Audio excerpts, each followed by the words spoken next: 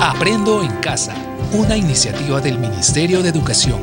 La presente sesión de aprendizaje es una coproducción del Minedu y la Universidad San Ignacio de Loyola y llega a ustedes gracias a la Sociedad Nacional de Radio y Televisión del Perú. Muy buenos días, chicas y chicos de todo el país. ¿Cómo están hoy? Espero que muy bien. Soy Stephanie Orue y esto es Aprendo en Casa, una iniciativa del Ministerio de Educación para estudiantes de quinto de secundaria. Aquí compartiremos tiempo juntos para aprender, reflexionar y entretenernos en el camino. Hoy les presentamos una edición especial de nuestro programa. Les mostraremos una de varias conferencias TED Tucuy que bajo el lema Ideas que valen la pena difundir, nos presentan a peruanas y peruanos con vivencias que merecen ser destacadas. Recuerden que este programa está diseñado especialmente para todos ustedes, chicas y chicos de quinto de secundaria. Pero como siempre les digo, no dejen de invitar a todos en casa para aprender todo lo que hoy tenemos, porque juntos aprendemos mejor.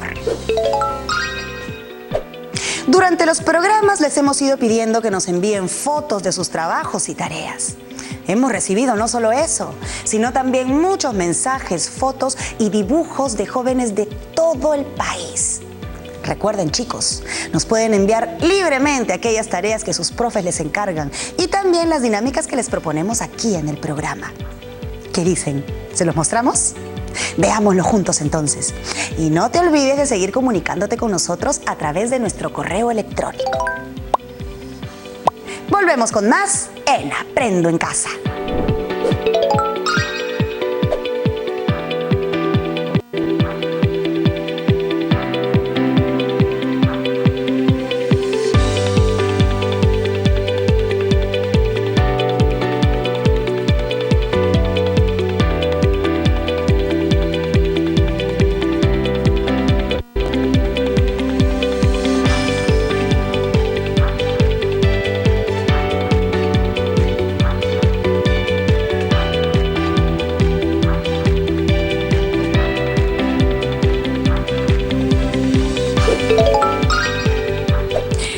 Coyuntura de emergencia sanitaria, recuerda siempre que la protección contra este virus está en tus manos. Antes de iniciar tus clases, lávate muy bien las manos con agua y jabón al menos por 20 segundos y mantén limpios tus útiles y tu zona de trabajo. Tú puedes hacer la diferencia. Sigamos con más en Aprendo en Casa. La conferencia TED Tucuy que les mostraremos hoy trata sobre uno de los temas por los que más nos reconocen a nivel mundial. ¿Se imaginan cuál es? Uy, ¿no? ¿Sí? Bueno, se los digo. La cocina peruana. Ay, aquí estoy sintiendo los aromas de las recetas caseras. Ay, así es. La cocina peruana es muy famosa y todos nosotros sabemos bien por qué. Sin embargo, hay mucho aprendizaje detrás de los procesos para preparar un plato. Quizás muchos más de los que nosotros nos podemos imaginar. Por eso hoy un reconocido chef peruano nos contará cómo la cocina le enseñó a descubrir y construir un proyecto ambicioso que busca ayudar a muchas peruanas y peruanos. ¿Estamos listos? Vamos entonces a la conferencia TED Tucuy de Palmiro Campo. Por favor, no se olviden de tener su cuaderno de Aprendo en Casa y su lapicero para anotar las ideas más importantes. Ahora sí, vamos a escucharlo.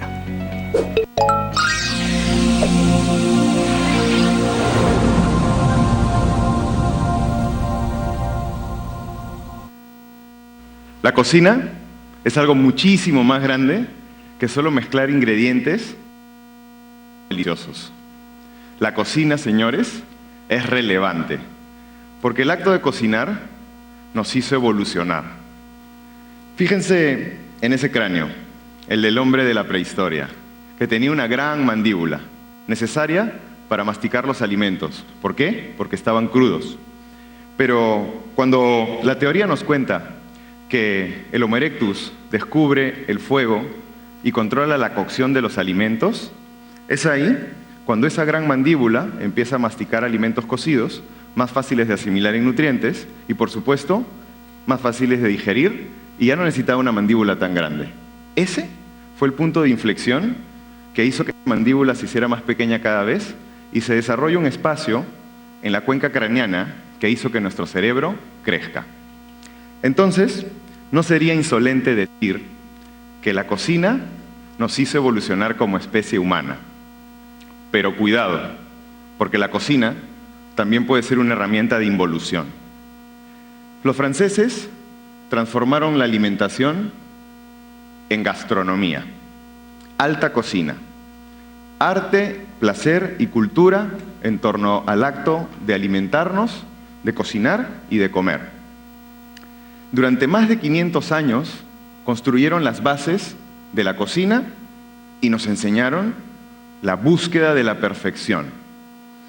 Pero esa búsqueda de la perfección hizo que la alta cocina nos enseñe a despilfarrar y a contaminar. Les pongo un ejemplo. Lo primero que le enseñan a cualquier cocinero en una escuela de cocina, en todo el mundo, son los famosos cortes de precisión. Agarras un ingrediente, lo cortas en un formato de precisión, simétrico, y a partir de esa forma estandarizada empiezas a sacar los diferentes cortes de precisión. 1, 2 y 3, buscando ¿qué? Medidas exactas. Y todo lo que no es perfecto, a la basura. Durante años lo enseñé y durante más años lo aprendí. Escuela por escuela, cocina por cocina, clase por clase, alumno por alumno. Y lo gracioso de todo esto es que el ingrediente con el que nos enseñan todos estos cortes de precisión es la papa. La papa es el tubérculo peruano que alguna vez ayudó a combatir el hambre en Europa. Todos los cocineros que hemos pasado por una escuela de cocina hemos sido testigos de una gran cantidad de alimentos que desperdiciamos por discriminar esas partes. Por ejemplo, esa papa que ven ahí, lo que queda de ahuecada es lo que se tira. Y lo pequeño que usamos, esas bolitas llamadas parisien, se convierten en esto. Hacemos con los alimentos platos hermosos y deliciosos. Y como cocineros nos sentimos orgullosos de eso. La cocina me ha llevado a lo largo de mi carrera por diferentes partes del mundo y me ha hecho sentir orgulloso de mi país en cada restaurante en el que trabajé en el extranjero. Porque tenemos un lugar bien ganado en ese mundo. Pero algo me comía la cabeza cada vez que pensaba y hablaba de lo orgulloso que me sentía de nuestra gastronomía. Sí recordaba que era algo que había sentido antes, tal vez como docente en la escuela, o como cocinero, o como estudiante. Y finalmente recordé que era. Vivimos en un país líder en gastronomía a nivel mundial, pero la mitad de nuestra población está mal alimentada, no tiene acceso a una buena alimentación. Y sin embargo, generamos una gran cantidad de desperdicio de alimentos, o sea que despilfarramos. Y yo me pregunté, ¿qué hacía al respecto? Como jugando, en las clases que les dictaba a mis alumnos en la escuela de cocina, utilizaba partes de los alimentos que ellos no iban a utilizar durante la clase y los convertía en platos deliciosos. Ya era una costumbre que en la clase del chef Palmiro también tengamos no solamente el sílabo regular, sino una clase alternativa de cómo utilizar estos productos. Y no fue hasta que dejé de trabajar en esa escuela que me enteré de mi chapa, la que me habían puesto mis alumnos. El chef reciclador. Qué horrible chapa para un cocinero, ¿no creen? Y llegó la oportunidad de abrir mi restaurante propio, El Sueño Dorado. Le dediqué mi vida entera a eso. Y ya no podía utilizar mermas ni desperdicios, porque eso iba en contra de todo lo que había aprendido alguna vez. Iba en contra de los principios de la alta cocina, en contra de esa imagen de chef internacional que había logrado ganarme. Qué importante todo lo que nos cuenta Palmiro. Para explicarnos, él nos cuenta su experiencia y nos dice que por mucho tiempo la alta cocina genera desperdicio y en consecuencia contribuye a la contaminación. ¿Cómo? Con la lógica de los cortes perfectos. Esta lógica o costumbre hace que se utilicen solo una parte de los alimentos y se deseche el resto. Al parecer, él siempre fue consciente de que esto no estaba bien Y por eso sus alumnos lo apodaron el chef reciclador, porque en sus clases de cocina no le gustaba desechar los alimentos considerados como desperdicios. Así como Palmiro, quizás en nuestra vida a veces tenemos la posibilidad de sacar el mayor provecho de las cosas, ¿verdad? Para conocer un poco más a fondo sobre lo que significa aprovechar al máximo algunos recursos, conversaremos con nuestro experto invitado. Vamos a escucharlo. ¿Cómo la cocina peruana ha jugado un rol importante en nuestra transformación como sociedad?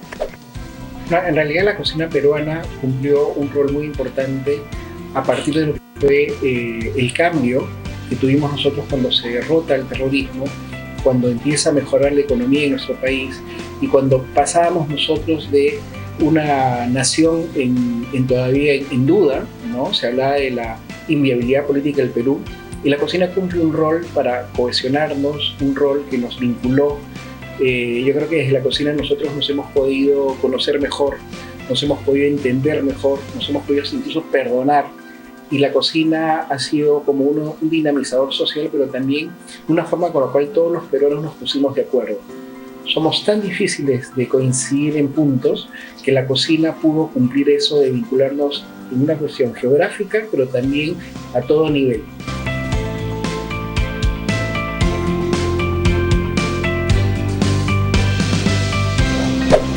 La cocina peruana es rica, es importante y es reconocida en el mundo porque siempre ha tenido procesos creativos e innovación. La cocina peruana es el testimonio de muchos años de un viaje interminable que empezó hace mucho y que tuvo que ver sobre todo con enfrentar a las crisis. Y enfrentarte a las crisis tiene que ver con incentivar la creatividad, derrotar a la pobreza, derrotar la escasez, tiene que ver con un incentivo muy importante que hemos tenido a lo largo de toda nuestra historia, y la cocina es producto de ello. Podemos notar que la creatividad y la innovación no es un proceso de ahora, es un proceso que se ha seguido dando. Nuestra cocina es mestiza y el mestizaje es un proceso justamente en el cual se han fusionado muchas culturas, se han fusionado muchos saberes, muchos temores, muchas esperanzas y se cifraron en un plato. Que tengamos de italianos, de chinos, de japoneses, de africanos, criollos y la cultura nuestra que teníamos implicó un proceso alucinante de creatividad, un proceso increíble de fusión y sobre todo de innovación constante, con lo cual la innovación no es un fenómeno nuevo, sino es un fenómeno que le ha dado el signo a la cocina. La cocina peruana es mestiza, no porque pasó en un momento, sino porque sigue pasando hasta ahora. ¿Cómo podemos ponerlo en práctica en nuestra vida diaria? El proceso de innovación, en el caso de la cocina peruana y en nuestra vida diaria, es tomar todo aquello que nosotros somos fuertes como país, que somos reconocidos como país y que tiene que ver sobre todo con memoria, con legado, y esa memoria y ese legado son los insumos para poder generar procesos nuevos y productos nuevos. Yo lo entiendo mucho desde la panadería, y la panadería tiene procesos que son muy modernos, pero que todo lo hemos aprendido de la tradición panadera que podemos tener. Lo mismo pasa en cocina y lo mismo pasa en nuestra vida. No existe aquello que es nuevo sin tener una memoria en sí. Si no tenemos un elemento que nos vincula con nuestra tradición, con nuestro pasado, ya no es algo nuevo y es algo distinto a nosotros. ¿Qué les parece si ahora reflexionamos sobre nuestra propia experiencia? ¿Sí? A ver, ¿cómo crees que en tu casa se pueden aprovechar mejor los alimentos al momento de prepararlos? A ver, ahora que están juntos, que ya se acerca la hora del almuerzo, vayan pensando. Les propongo algo. A ver, ¿qué les parece si realizan un listado de alimentos que normalmente tienen en su casa y escriban cómo podrían aprovecharlos mejor? Pueden acompañar sus respuestas también con dibujos, como para darle un toque especial. Responde y escribe estas preguntas en tu cuaderno de Aprendo en Casa. Y por favor, chicas y chicos, estén atentas y atentos porque ya volvemos con Aprendo en Casa. Ya estamos de regreso. Yo soy Stephanie Orue y esto es Aprendo en Casa.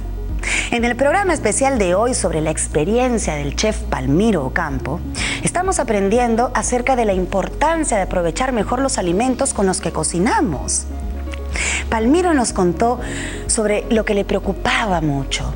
Esta diferencia que existe entre todo el reconocimiento que tiene nuestra cocina con el alto porcentaje de desnutrición que existe en nuestro país. Se preguntó qué estaba pasando y qué podría hacer al respecto. Como profesor nos contó que en sus clases, además de enseñar los cursos, él les proporcionaba un aprendizaje alternativo para cocinar con los desechos que se generaban en sus clases. Muy interesante. Luego de haber estudiado, enseñado y trabajado en muchos lugares, Palmiro decidió abrir su propio restaurante y de ese modo cumplir su sueño. Veamos cómo hizo realidad su gran proyecto. A partir de ahí, inicia una nueva etapa en su vida. ¿Quieren seguir escuchándolo? ¿Sí? Yo también. Vamos a escucharlo. ¿A qué cocinero de alta cocina, con un restaurante en San Isidro, se le ocurriría, en su sano juicio, destruir su carrera cocinando con desperdicios? No hay forma. Esa idea tenía que quedar sepultada para siempre. Y así fue. Abrí mi restaurante y empecé a cocinar platos deliciosos y hermosos, como estaba establecido, utilizando obviamente las partes normales de los alimentos. Ya no podía cocinar de la otra manera.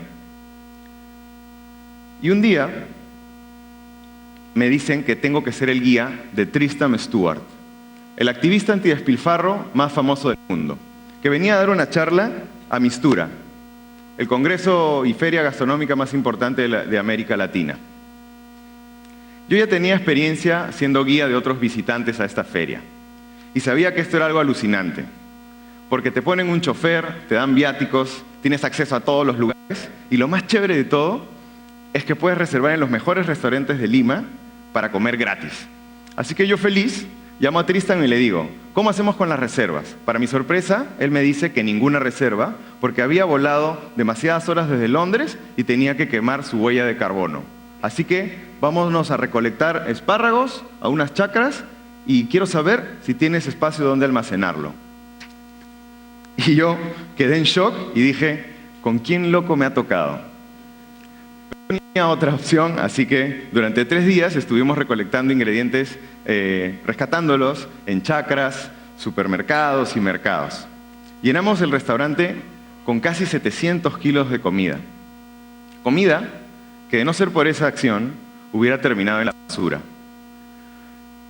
Me puse a reflexionar sobre el trabajo que hacía Tristram, pero también recordé mis épocas de profesor, donde utilizaba todo lo que los demás desechaban. Bueno, entonces llegó el momento de la verdad, nos remangamos las mangas y nos pusimos a cocinar. Y ahí pasó la magia. No solamente utilizamos lo que se había rescatado, sino que le sacamos el máximo provecho a esos ingredientes, sin desperdiciar absolutamente nada. Y gracias a eso pudimos alimentar a más de 200 bocas de adolescentes de bajos recursos. Días después, leí una entrevista que le hicieron a Tristram en el diario El Comercio, que decía lo siguiente: a veces uno cree que es el gran héroe en contra del despilfarro. Llego aquí a Lima a dar una charla sobre ello y de repente veo que Palmiro usa parte de la cáscara de las naranjas. Le pregunto qué hacía y me dice, ¿qué no usas esta parte de las naranjas? Has estado despilfarrando todo este tiempo. Probé lo que hizo y era delicioso. Fui vencido en mi propio juego. Esa experiencia me devolvió la confianza respecto a lo que yo hacía con estos desperdicios de manera intuitiva en las clases de cocina que dictaba. Y ahí fue que me sentí empoderado. Decidí llevarlo a mi restaurante y aplicarlo ahí también. ¿Ustedes saben cuál es el plato bandera de este país? El ceviche. ¿Y cuál es la bebida bandera? Por supuesto, el pisco sour. ¿Y saben cuál es la cantidad de limones que utiliza una cevichería promedio en un solo turno de producción? 40 kilos de limón como mínimo. Y de esos 40 kilos de limón, solamente utilizamos el 10%, que es el zumo de limón. El otro 90% lo tiramos a gran cantidad de contaminación. ¿Pero qué pasaría si agarramos esas cáscaras de limón exprimidas, las cocinamos en un almíbar para que queden como las frutas del panetón y las rellenamos de helado de limón? Tenemos los limones rescatados, que cuestan solamente 30 céntimos de su producción y se pueden vender hasta en 7 soles. Y díganme acaso, ¿se ve como un plato hecho con basura? ¿No saben cómo se lo devoraron la semana pasada cuando lo serví en Roma? Y eso mismo que me pasó con el limón, ya me había pasado con la cebolla. Esa cebolla que ven ahí, a mí me hace llorar. Pero no por sus ácidos y sulfuros, me hace llorar de felicidad. Porque fue el primer ingrediente que me susurró al oído: Palmiro, yo no soy parte de tus tantas recetas. Yo soy la receta en sí. A veces pensamos que nuestros ingredientes son solamente parte de una de nuestras recetas. Pero ¿qué pasa si empezamos a ver diferente y alteramos un poquito el orden establecido de las cosas, separando los ingredientes en sus diferentes partes? Ocurre algo revelador. Esa es la cebolla decodificada. Esa cebolla decodificada tiene sus cáscaras. Sus cáscaras tienen el ácido glutámico, a lo que llamamos el quinto sabor. El sabor umami, potentísimo. Las otras capas de la cebolla que normalmente usamos, deberíamos siempre usarlas en crudo, ¿sí? Como para nuestros ceviches o también para acompañar nuestras zarzas criollas. Mientras que la parte dura del corazón, que es más picante, cocinada lentamente, sirve como base para nuestros aderezos. Y esa parte que casi nadie ve, que está entre capa y capa de la cebolla, se llama celulosa. Cocinada lentamente a 80 grados en aceite, queda como un cristal súper crujiente que al contacto con el paladar y la humedad de nuestra boca desaparece, dejando un agradable y delicioso sabor a cebolla. Lo mismo que me pasó con la cebolla y el limón, me pasa con el plátano, con la beterraga y con cuanto ingrediente cocinaba. Así es. A mi mamá le encanta el ceviche, pero no sabíamos cuánto limón se desperdiciaba. Ojalá que alguno de mis platos favoritos no estén contribuyendo a hacer pifarro, Dios mío, por favor, ojalá que no. Regresando a nuestro tema principal, algo de lo que nos compartió Palmiro me hizo pensar en lo importante que es tener personas que admiramos en nuestra vida. En su caso, fue el chef activista Tristan Stewart. Pero seguro que cada uno de nosotros y nosotras podemos identificar a alguien que nos inspira con su ejemplo, ¿verdad? Este chef activista sorprendió desde el inicio a Palmiro. No era lo que esperaba. Tenía otros planes, como utilizar kilos y kilos de comida que iba a ser desechada para, en su lugar, preparar platos y alimentar a más de 200 adolescentes. ¡Qué gran gesto y qué importante lección!, ¿verdad? Un chef activista que viene a visitar Mistura se termina encontrando con Palmiro. Solo iba a ser su guía, pero terminó también siendo su maestro, como contó en la entrevista que le hicieron en un diario local. Toda esta experiencia y reconocimiento le sirvió a Palmiro porque lo llenó de toda la energía y la voluntad necesaria para continuar con su proyecto. ¿Qué les parece si ahora escuchamos a nuestro invitado para que explore un poco más en todo lo que estamos aprendiendo? Vamos a escucharlo. Y por favor, recuerden siempre estar atentas y atentos y anotar todas las ideas más importantes. Ahora sí, vamos a escucharlo. ¿Es importante tener un referente a quien seguir para emprender? Sí, por supuesto que es importante, ¿no? En el Perú yo creo que hemos tenido referentes importantes a lo largo de toda nuestra historia, que los aprendemos en el colegio, que nos cuentan sobre todo de un Miguel Grau, de un Bolognesi, de un Alfonso Ugarte, y a veces cuando nosotros lo hemos aprendido en el colegio, lo hacemos por obligación y porque tenemos que aprender y aprobar un examen. Sin embargo, cuando nosotros nos preguntamos ¿qué hubiese hecho un Grau, qué hubiese hecho un Bolognesi frente a una situación muy cotidiana, frente a devolver un vuelto que te dieron de más, frente a copiar o no en un examen, frente a mentirle o no a tu madre, estás entendiendo el por qué nos ponemos a estudiar historias de referentes tradicionales, pero también hay referentes importantes y en el tema de la cocina tenemos referentes muy importantes que han hecho un enorme trabajo y sobre todo están relacionados a las cocinas populares, a las cocinas domésticas, a los mercados, a las ferias, a las que llamamos abuelos y abuelas culinarias, y un referente importante en la cocina peruana que tenemos es Gastón Acurio, de hecho, una persona que no se arroga el haber inventado la cocina peruana, pero sí es importante cuando uno ve a lo largo de lo que ha pasado en la historia del Perú, no puedes dejar de entender que él generó, digamos, una mirada importante y distinta cuando nos tocó en algún momento trabajar desde un vínculo de muchos cocineros, ¿no? La cocina peruana no es por lo nuevo sino sobre todo porque nosotros, como generación, los cocineros que nos tocó este proceso, le enseñamos a la gente a mirar de una forma distinta una cocina que siempre estuvo ahí. No hemos inventado una nueva cocina. Lo que nosotros hemos hecho es enseñarnos a nosotros mismos y luego al mundo a mirar de una forma distinta y quizá nueva algo que siempre estuvo ahí. ¿Cómo podemos decidir si es momento de hacer algo distinto para emprender? Yo creo que el contexto en el cual estamos viviendo responde muy bien a esta pregunta, ¿no? Todos nos estamos enfrentando a una situación nueva, extraña, que no la vamos a entender ahora, porque somos parte ya de la historia. Nos van a estudiar a nosotros. Este es un proceso muy complejo el que estamos viviendo y escuchamos mucho reinventarnos, innovar, son palabras muy recurrentes, redireccionar. Y yo creo que el momento en el cual nosotros nos damos cuenta pasa por una evaluación rápida de nuestro día a día. Yo lo voy a contar desde un ejemplo muy concreto. Mi esposa y yo tenemos una planta de panadería artesanal que atendíamos solamente a hoteles y restaurantes. Y hasta antes de la pandemia no pensábamos nosotros que eso iba a cambiar. Pues cambió. Y luego de las 2 semanas iniciales que tuvimos de la cuarentena, Gabriela, mi esposa y yo, empezamos a ver qué hacíamos para seguir. Y yo creo que lo que nos mueve a nosotros la posibilidad de innovar es la capacidad que tenemos los seres humanos, y en particular los peruanos, de seguir siendo. La panadería ahora trabaja con venta de puerta a la calle, hay un delivery, tenemos puntos de venta, los restaurantes que antes nos compraban, sanguicherías que nos compraban, ahora nos compran el pan y se han convertido como politos de venta de pan en sus barrios, en sus distritos. Y nos hemos encontrado con algo fascinante que antes no nos pasaba, era saber qué piensa la gente de nuestro pan de todos los días. Y eso nos tiene muy entretenidos, estamos metidos, todos los días estamos aprendiendo algo nuevo. Cuando pensamos que ya no íbamos a hacer más cosas dentro de la panadería, nos encontramos con esto y con una posibilidad real de reinventarnos y también una posibilidad real de seguir siendo y que todos nuestros chicos que trabajan en la panadería, 12 familias, sigan trabajando y no se vayan a su casa despedidos. Entonces, este es un referente muy importante en el tiempo, en la historia que estamos pasando, cómo empezar a ver en qué momento decimos tenemos que seguir siendo, y ahí es donde, digamos, va a salir algo que tenemos nosotros, ¿no? ¿Qué significa innovar?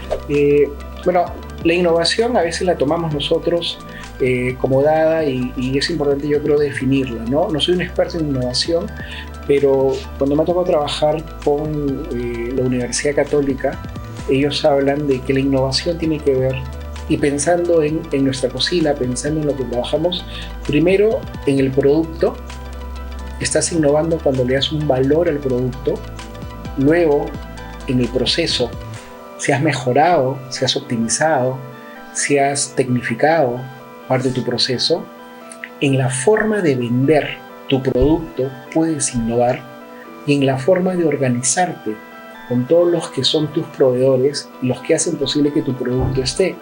Entonces, producto, proceso, forma de comercializar tu producto, forma de organizarte, y si haces todo al mismo tiempo, estás en algo que se llama un sistema de innovación. Esto, que suena medio complejo, lo hacen todos los días los restaurantes que han hecho posible que nuestra cocina sea una de las más reconocidas del mundo. Las anticucheras, las picaroneras, las cocineras que encontramos nosotros en las picanterías, en los mercados, en las ferias, lo que han hecho es aplicar un sistema de innovación. Lo hicieron siempre. Voy a poner un ejemplo.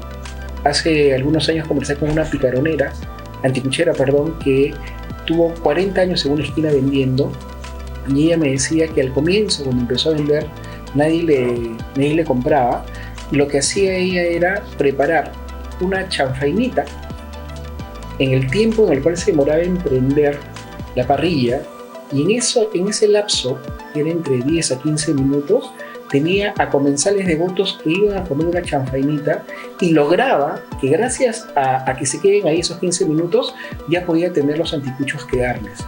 Y eso, ahora en las universidades se habla pues de optimización de procesos, sistema de innovación.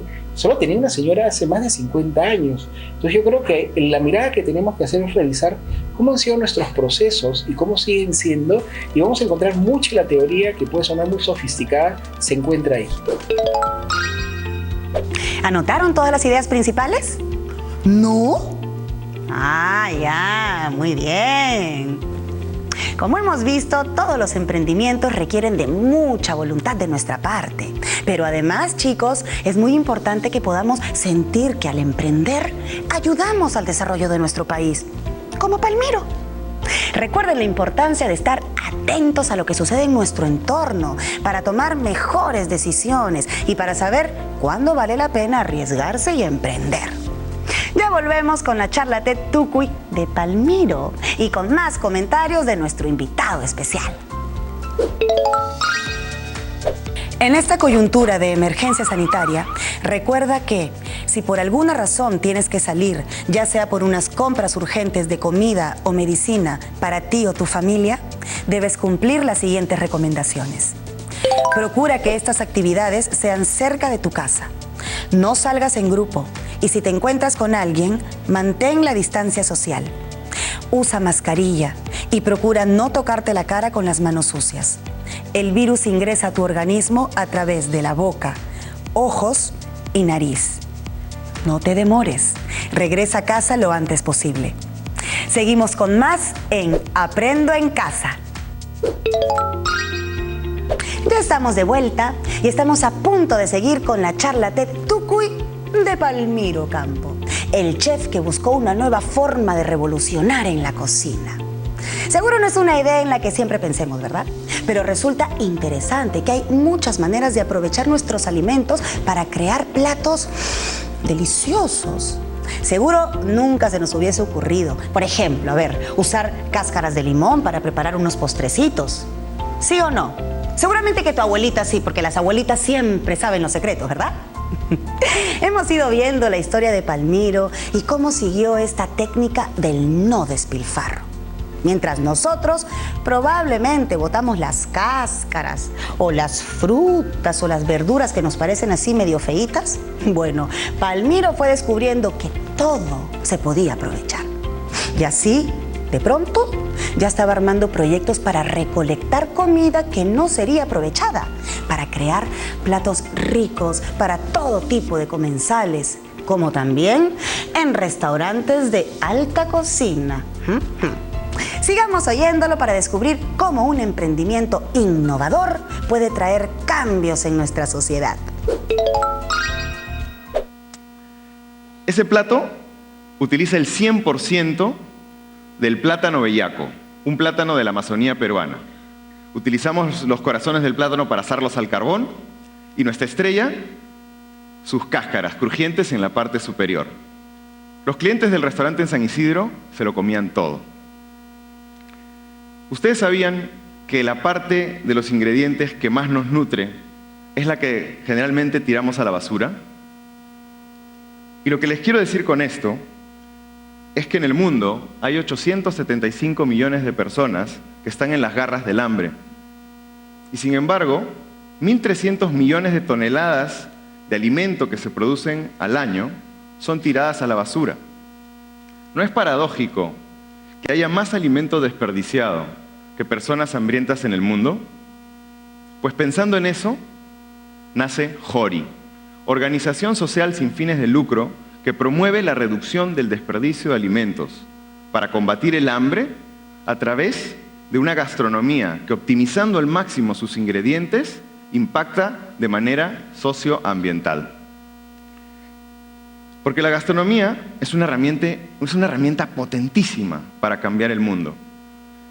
Y no solamente para abrir restaurantes.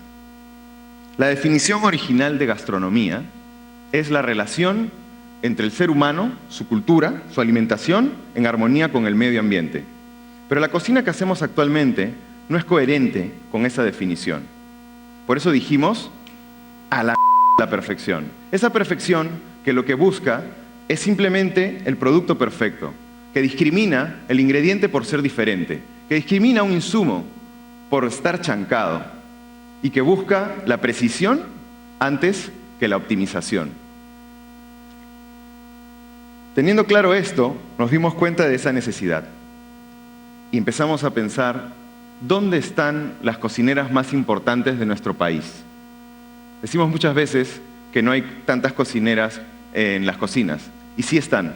Están en a los que llamamos comedores populares, estas cocinas de labor social. Esas cocineras hacen malabares todos los días para estirar donaciones y presupuesto para generar mayor cantidad de raciones de comida. Todos los días. Las condiciones en las que trabajan en sus cocinas son bastante precarias. Muchas veces no tienen ni siquiera dónde refrigerar sus alimentos. Entonces, cuando les donan pescado, sin saber qué hacer, lo pierden. Pero ¿qué pasaría si agarramos la alta cocina y la bajamos más a tierra y le damos acceso a esas múltiples técnicas y conocimientos a estas cocineras? Pues ¿qué creen? Ellas le sacan el máximo provecho. Y así aprenden a salar pescado para conservarlo en el tiempo, a rellenar cáscaras de limón, a fermentar, a encurtir y a hacer todo lo necesario para sobrevivir.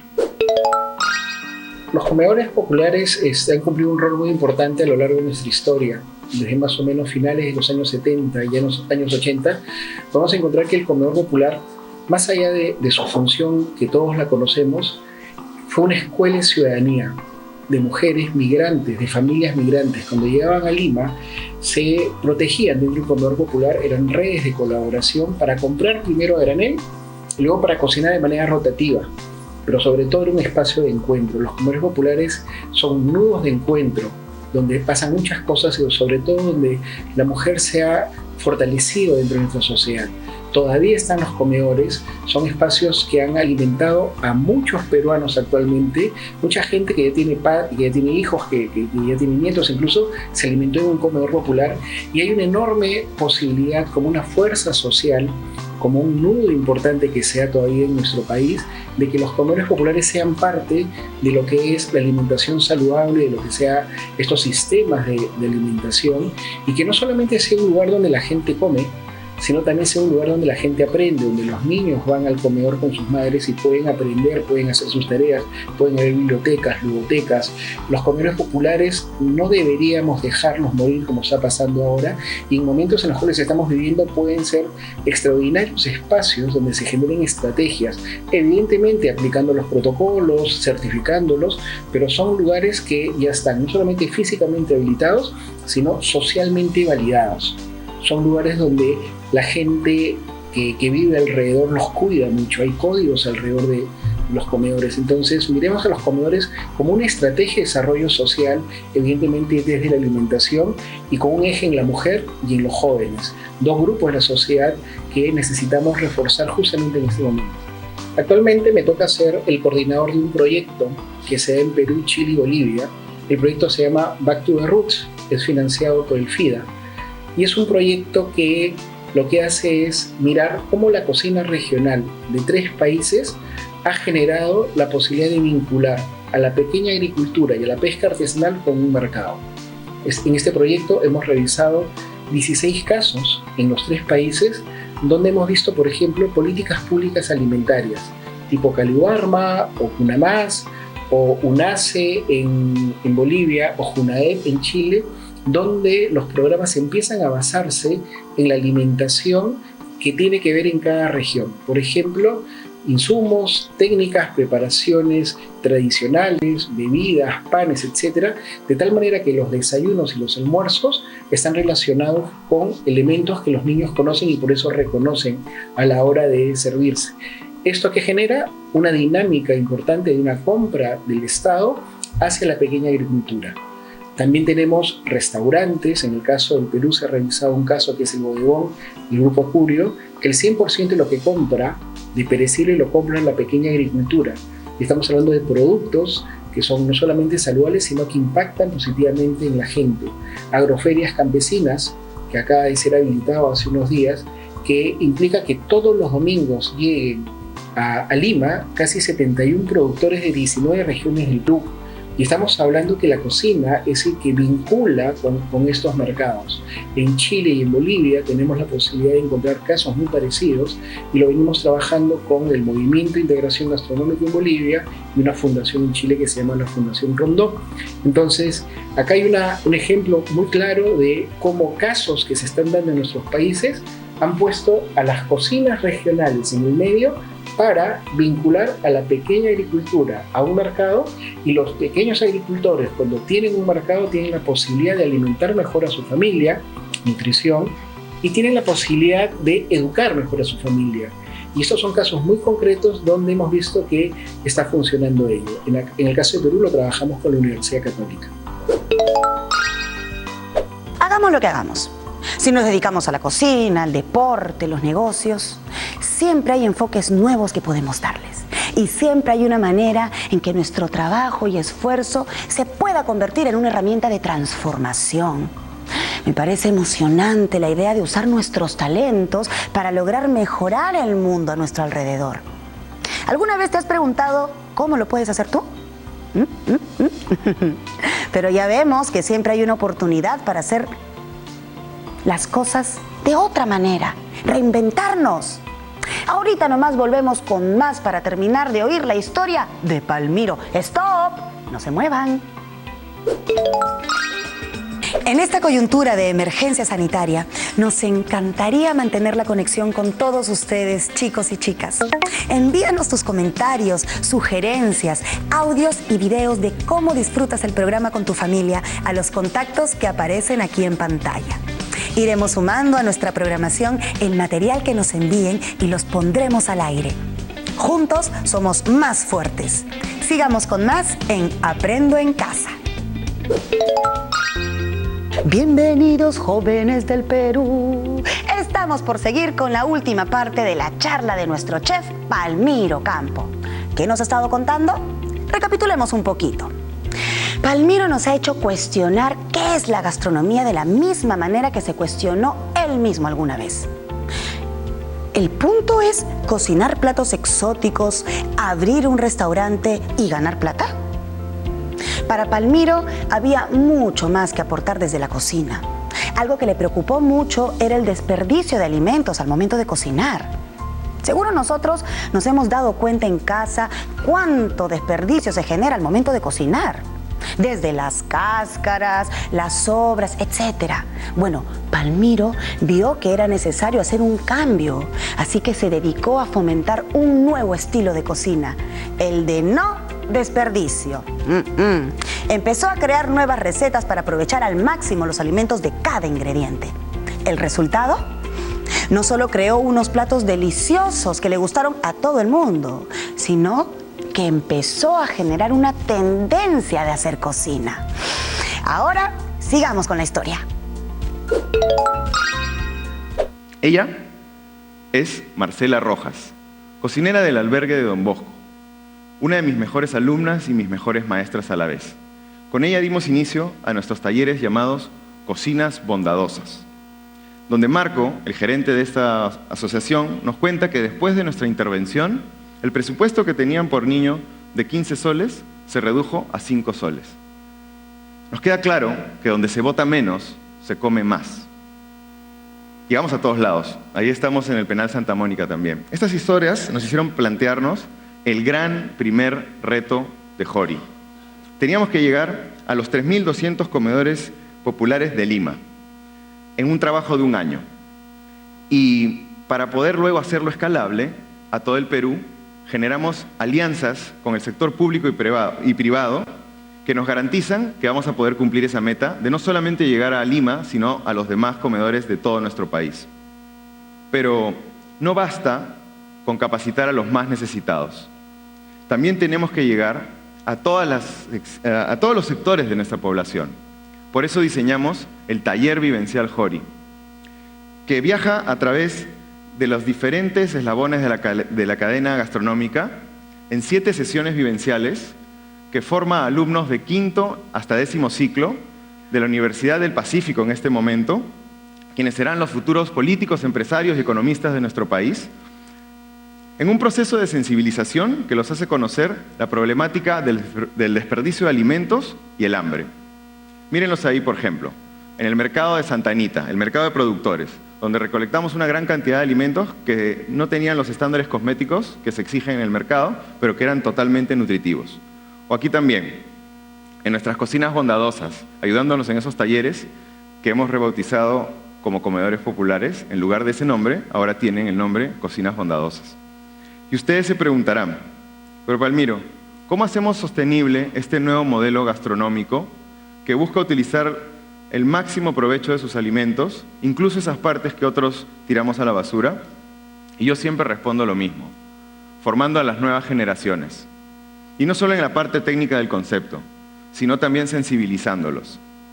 El siguiente año, 2018, vamos a empezar a dictar por primera vez el curso Reciclaje Gastronómico en una de las escuelas de gastronomía, en una de las universidades de gastronomía más importantes de nuestro país, donde así vamos a formar cocineros con esa mentalidad y esa cultura que tenemos, que no solamente harán sus prácticas en restaurantes de prestigio, sino también serán los que capaciten en estos talleres de las cocinas bondadosas. Y cuando hablo de formación, no solamente pienso en mi aula o en mi cocina. Ella es Dharma, tiene 11 años. Su nombre significa acción correcta.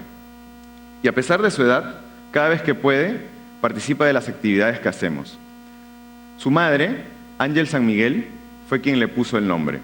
Ángel es la cofundadora de Jori. Y tenemos 2 hijos, Dharma y nuestro proyecto Jori. Tenemos el sueño de que este nuevo modelo gastronómico llegue a todos lados. Tenemos el sueño de que en el Perú nos sintamos de orgullo gracias a esta nueva visión culinaria que puede cambiar la cultura. Esta es una gastronomía socioambiental. Se llama Cocina Peruana Óptima, porque optimiza al máximo y genera optimismo en las personas. Jori es una palabra quechua ancestral, que significa oro. Y confiamos en que con todos ustedes vamos a poder llegar a un nuevo mapa para el Perú. Un Perú mejor, un Perú sin desperdicio, un Perú sin hambre. Gracias.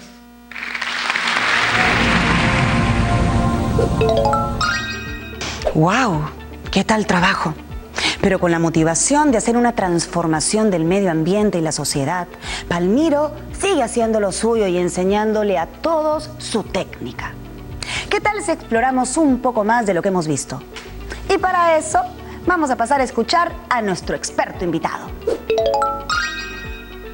¿Qué recomendaciones les darías a los jóvenes de la Promo 2020 que están interesados en hacer un emprendimiento innovador?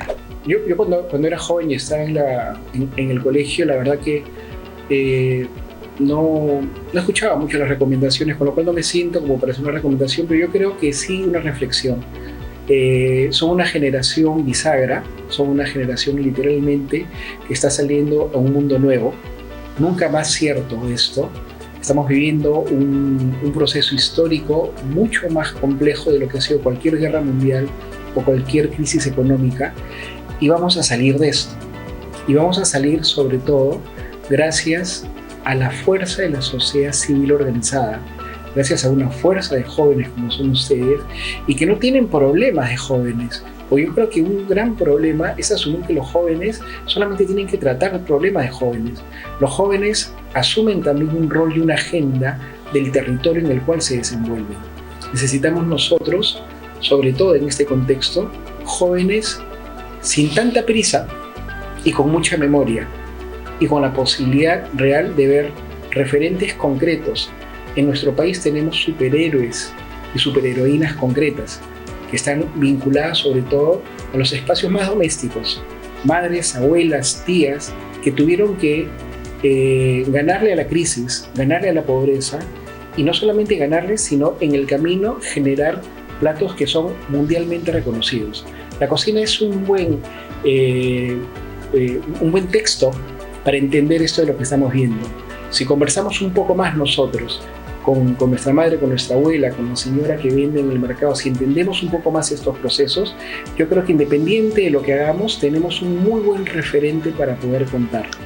Lo que ha pasado y lo que está pasando ahora, casi 60 días que todos estamos en casa, también nos ha posibilitado reencontrarnos con algo que se había perdido, que es la sobremesa, empezar a cocinar nuevamente, mirar que el entorno está cambiando y queremos que siga así, y que también nos hace reflexionar de cuánto daño le hemos hecho nosotros al entorno.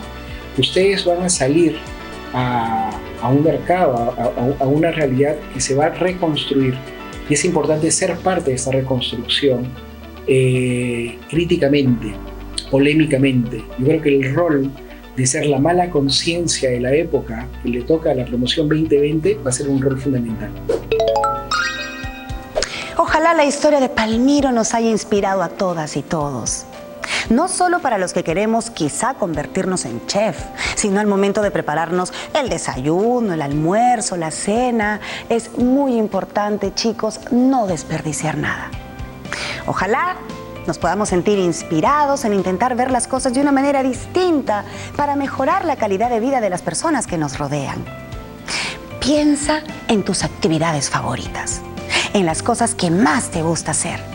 Trata de pensar en alguna manera en la que puedas darle la vuelta para lograr ese cambio alrededor tuyo. Al comienzo todos pensaban que Palmiro estaba loco al utilizar comida reciclada. Vimos que hasta él dudó de sí mismo alguna vez. Pero perseverando y creyendo en su visión, logró impactar en la vida de muchísimas personas, enseñando a utilizar mucho mejor los ingredientes y, por consiguiente, logrando que le alcance la comida a muchas más personas de lo pensado. Quizá nuestra propia idea innovadora no la podamos pensar ahorita mismo, porque, chicos, no es fácil. Pero lo importante es mantenernos firmes, atentas y atentos para hacer mucho mejor las cosas. Y obvio, con mucho amor. Eso es todo por hoy. Ahorita termina el programa, pero espero que estas lecciones se queden con nosotros y que las sigamos aplicando día a día. Recuerden además que el TED Tucuy de Palmiro y los otros TED Tucuys están disponibles con tan solo buscarlas en internet. Nos vemos en otra edición de Aprendo en Casa.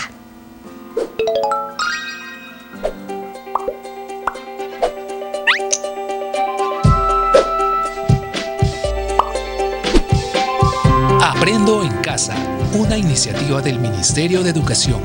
La presente sesión de aprendizaje es una coproducción del Minedu y la Universidad San Ignacio de Loyola y llega a ustedes gracias a la Sociedad Nacional de Radio y Televisión del Perú.